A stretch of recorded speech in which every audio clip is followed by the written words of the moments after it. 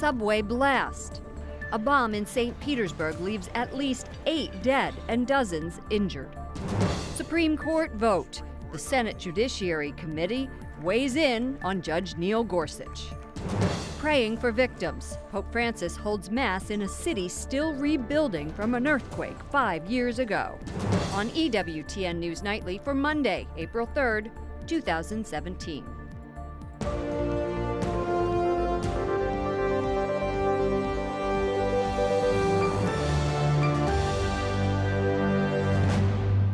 Good evening from Washington, D.C., and thank you to those of you joining us from around the world for news from a Catholic perspective. I'm Lauren Ashburn. Anguish and fear in Russia tonight after a bomb tears through a subway in St. Petersburg. After hours of conflicting reports, the government says at least 10 people died and dozens of others are injured. Investigators are treating the attack as an act of terrorism. They're searching for 2 suspects. Hours after the explosion, investigators found another unexploded bomb in one of the city's busiest stations. President Trump briefly commented on the attack. Terrible, terrible thing. Happening all over the world. Absolutely a terrible thing. No one has claimed responsibility for the attack. The St. Petersburg subway system serves about 2 million riders a day. Senate Democrats have now enough votes to block Supreme Court nominee Neil Gorsuch, but it's certain to be a short-lived win because it sets up a nuclear option where Republicans can change Senate rules to push through that confirmation. Capitol Hill correspondent Jason Calvi reports. Good evening, Jason. Good evening, Lauren. 40 Democrats are joining one independent saying they're going to block Judge Gorsuch with a filibuster.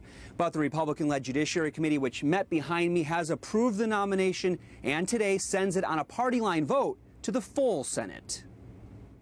I cannot support advancing this nomination.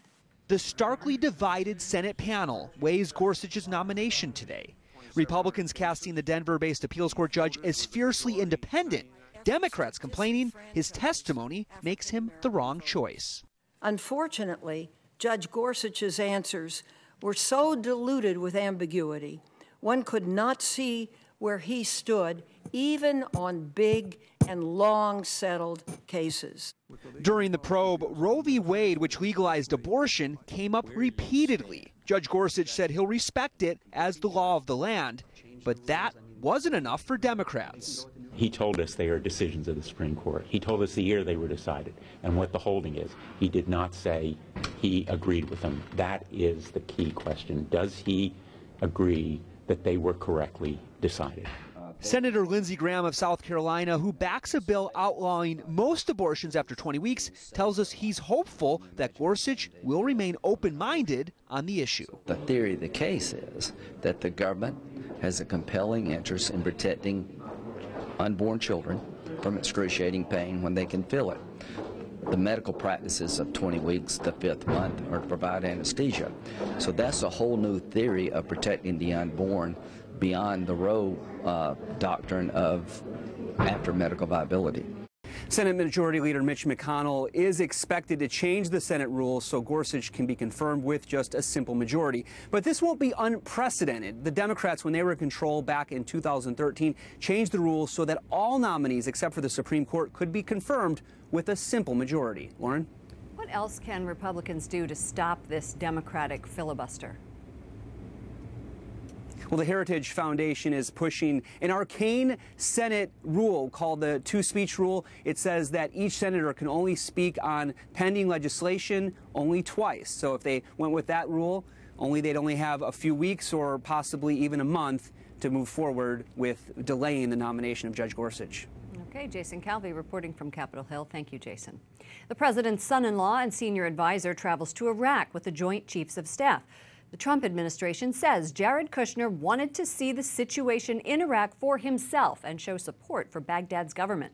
Visits by high-ranking officials are typically kept secret out of security concerns. He is expected to return to the United States soon.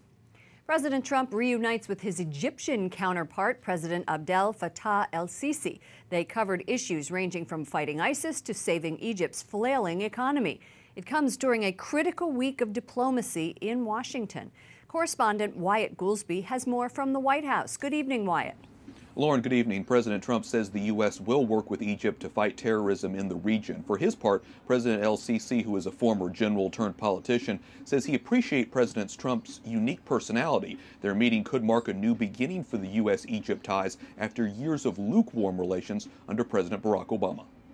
President Trump welcomes President Abdel Fattah el-Sisi to the White House with a handshake. It's a visit some in Egypt are calling historic. We are very much behind President el-Sisi. He's done a fantastic job in a very difficult situation. We are very much behind Egypt and the people of Egypt. Trump wants partners in the fight against ISIS. El-Sisi in turn wants help, specifically on military aid, in designating the Muslim Brotherhood as a terrorist group, and on restoring ties between the U.S. and Egypt. Former President Obama kept el-Sisi at arm's length after the Egyptian leader rose to power in 2013. As defense minister, he led the military's ouster of the Islamist Mohamed Morsi. Other Western nations like France have protested el-Sisi. Many are critical of his poor human rights records, as he's cracked down on political opponents. But Trump's relationship with el-Sisi is different. The president first met him at New York's Plaza Hotel last fall before winning the Oval Office. At the time, he called the Egyptian president a fantastic guy and said they had good chemistry. We need to cooperate with the Egyptians. We have to. Joshua Meservey, an expert in Africa and the Middle East, says Egypt is vital to a successful and stable Middle East. Historically, Egypt has been the major Arab nation that has made peace with Israel and has facilitated other Arab nations making peace with Israel. That's obviously hugely important to the United States. According to the CIA, 10% of Egyptians are Christian, mostly Coptic Orthodox. That church has been a staunch ally of el-Sisi, largely because of his efforts to fight ISIS and to protect Christians in the Sinai Peninsula from persecution. Lauren? White, the president is meeting with other world leaders this week. Who can we expect? Yes, Lauren, the president will welcome the King of Jordan to the White House on Wednesday. They'll talk about the fight against ISIS in Syria and Iraq. Then on Friday, he will welcome Chinese President Xi Jinping to his Mar-a-Lago estate in Florida. North Korea will be tops on that issues, along with trade and territorial disputes in the South China Sea. Lauren? Wyatt Goolsby reporting from the White House. Thank you, Wyatt. Joining us now is Samuel Tadros, a senior fellow at Hudson Institute's Center for Religious Freedom. Welcome to the program. Thank you for having me. We're so happy that you're here. President Sisi has been in office since 2014, and President Obama never invited him to the White House. Everyone, as we heard Wyatt say, talks about his human rights record, and he has suspended some military aid. How do you think this new relationship is going to play out? Well, it's certainly very different from the previous administration, as you point out. President Obama never liked President Sisi. He viewed the manner in which he took over power through a military coup, removing his predecessor and throwing him into jail, removing or persecuting all the supporters of the Muslim Brotherhood, as something that is very problematic for the future of the country, and kept him really at an arm's distance. The two men met once during the UN General Assembly meetings, but other than that, the Obama administration minimized its contacts with Egypt. Well, as we heard today, the president said it's going to be a terrific relationship. We're friends. We've met before. But it is unclear if the two presidents talked about religious persecution. Is it being addressed through other diplomatic channels? It's probably not. American diplomats regularly say that religious freedom is one of the issues on the agenda, but it's really the third, fourth, 10th issue on the agenda. And that's outside of a general mention of it's important to take care of the religious minorities, and that nothing really takes place. What are the conditions in Egypt for Coptic or Egyptian Christians currently, and how do you stop the attacks?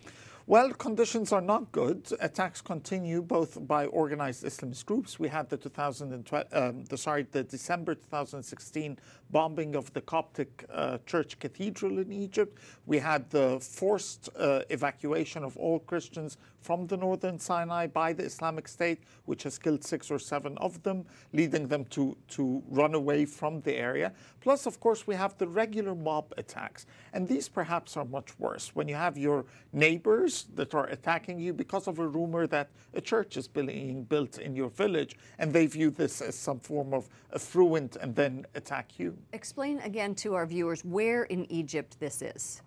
this is happening predominantly? In Sinai, we have the organized Islamist group, the Islamic State affiliate in Sinai. In the attacks on Christians by mob are more concentrated in the south. We're talking about 200 kilometers to the south of Cairo, where there is a historically Christian concentration in the area. Later this month, Pope Francis is going to Egypt, which was just announced, and we'll talk about that in just a little bit. What does this attention from the Holy Father mean to the Egyptians? Well, the Holy Father has been putting the issue of the persecution of Middle East Christians on the top of the agenda. He's also had a very good relationship with the Coptic Pope. The Coptic Pope visited the Vatican, one of his first outside visits, talked and attempted to work on Christian unity between the Catholics and the Orthodox community. And that relationship has been become so strong that the Catholic Diocese in New York has been willing to give the Copt local churches in New York for the new wave of immigrants that are coming to Egypt. And those immigrants, you say they're fleeing, people are fleeing, but it sounded like they weren't fleeing necessarily to the United States, but perhaps they are. They are, certainly. We've had a tremendous growth of the Coptic presence here in the United States. 1970, you had 2 churches. Today, you have 250 churches. 250 churches in the U.S. U.S. In the United States, 650 churches all over the West, Australia, Canada, all over Europe. It's an enormous wave of immigrants. Well, it'll be very interesting to see what happens in Egypt under this new administration. Yeah. Thank you so much, Samuel Tadros, Senior Fellow at the Hudson Institute. Thank you. Other stories our EWTN News Nightly team is covering in today's world. The Vatican releases the Pope's itinerary in Egypt. The Pope of Peace in Egypt is the motto of the trip, and it will take place April 28th and 29th. At the Italian Senate today, the parents of an Italian graduate student tortured to death in Egypt are urging the Holy Father to find out answers. Italian prosecutors have complained of a lack of cooperation from Egypt in determining who killed that student. Pope Francis praises rebuilding efforts in a region of Italy that suffered from a pair of deadly earthquakes 5 years ago. His trip there yesterday also sends a message of hope to other parts of Italy still reeling from last year's devastating earthquakes. Vatican correspondent Mary Shovlin joins us from Rome. Mary, what inspired the Pope's trip to visit earthquake victims? Lauren, it's been 5 years since 2 quakes struck this region, claiming the lives of 28 people, and their cathedral finally opened for the first time in those 5 years last weekend. So the Holy Father wanted to schedule his trip around that to reinforce their efforts to rebuild. And what they've done there in that region, as compared to maybe other regions around the country, is that they had a real working together between politicians, entrepreneurs, businessmen, bishops of the local region to decide for those areas what the priorities were for rebuilding, and they followed through on them. And 5 years later, it's a great example of how to rebuild after such devastation. How did he comfort family members of those who died in the earthquakes? Well, this is an area, even though it's 5 years on, they're still feeling the effects of the great loss of those 28 people from that entire region, houses, businesses, and he spoke to that. He said, there are wounds for your homes, for your businesses. He goes, but there's also those interior wounds, and he spoke to those, where you've lost a family member, that toll that it takes on you. But he encouraged them to think about God, the loving Father who will never abandon them, and put that all in the light of Easter, that hope of the resurrection. And he took as much time as he could with each one as he met with them, just to give them the hug or a word of encouragement. Well, Pope Francis was visiting that zone in northern Italy. Britain's Prince Charles was in the central Italian town of Amatrice. Now, that was all but destroyed in 2 earthquakes last year. Why did the prince go there?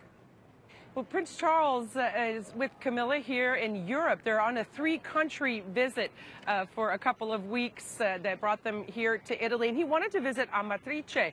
Queen Elizabeth had given a donation of funds to help restore some of these historic sites, and he wanted to come by in person during his visit here. He walked around and walked through the red zone, the place that is still in utter devastation. He spoke with the mayor there, and he said, you know, the people in Britain are really close to you during this time. They really were upset about what has happened here. and he visited a monument for the victims, laid flowers there.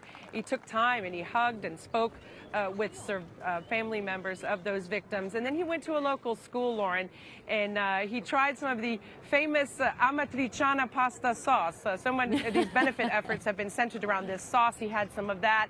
And but the Prince and Camilla will be here in Rome tomorrow. They're going to meet with Pope Francis here in the Vatican. Tomorrow. Well, we'll look forward to that report, too. Mary Shevlin, EWTN News Nightly Vatican correspondent. Go have some pasta. Will do. During his trip to Carpi, the Holy Father expressed deep pain for the violence in the Democratic Republic of Congo and for the victims of Saturday's landslide in Colombia. More than 250 people are dead and hundreds are missing after torrential rain flooded a town in the southwestern part of the country. Sectarian clashes are killing and displacing people in Congo. Pope Francis is asking for prayers for the nations. Coming up, a surreal experience pro-life and pro-choice advocates intersect in a documentary about abortion.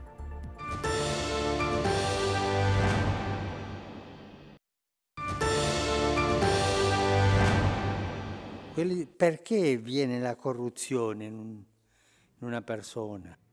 Pope Francis uses the homily at his daily mass to condemn corruption. He said sin is one thing, but corruption is when sin enters deep into your conscience. The Holy Father says we should look to Jesus, who always judges with mercy. A federal judge blocks an Indiana law requiring women to undergo an ultrasound at least 18 hours before having an abortion. The judge says the ultrasound mandate is likely unconstitutional and creates an undue burden on women. A new HBO documentary on abortion premieres tonight. The show is billed as a thought-provoking look at both sides of the issue.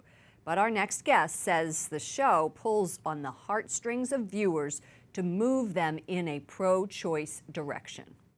Reagan Barklage, Western Regional Director for Students for Life, was interviewed for that documentary and joins us now. Welcome back to the show. Hi, thank you for having me. Why did you want to be involved in this project? You know, I thought it was so important to be involved in this documentary because it was a great opportunity to show the compassionate pro-life movement to an audience that typically doesn't see us. Did you really believe, though, that producers would present a balanced picture? I mean, they said that they were putting together an abortion movie. You know, I figured that there would be, some bias shown but we asked so many questions prior to them following me, so I felt like I could trust them.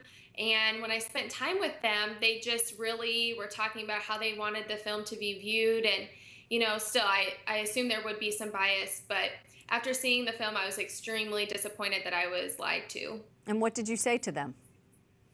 You know, I was very honest with them after I saw the film. I talked to some of the HBO producers, and I just told them straight up, this was really unfortunate that we were viewed in that light. They spent more time showing the negative side of the pro-life movement, of people yelling at women outside of abortion facilities, instead of actually showing us, the 3 women that were followed for the film.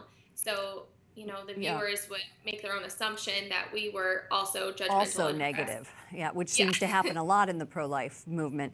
You were very nervous about meeting one of the abortion doctors at the premiere. So tell us about that. You sat next to her, coincidentally, on the plane ride home.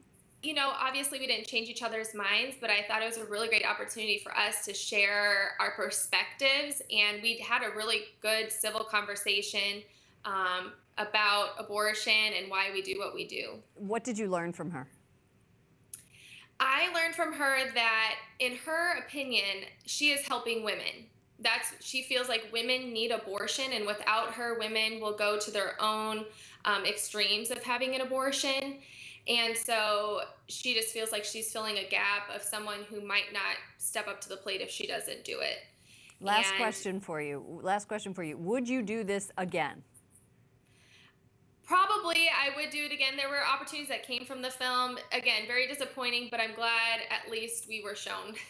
Okay, Reagan Barklage, Western Regional Director for Students for Life. Thank you for joining us. Thanks for having me. Up next, words of wisdom from our foundress, Mother Angelica. And have conservatives lost the culture war? A prominent conservative author shares his answer.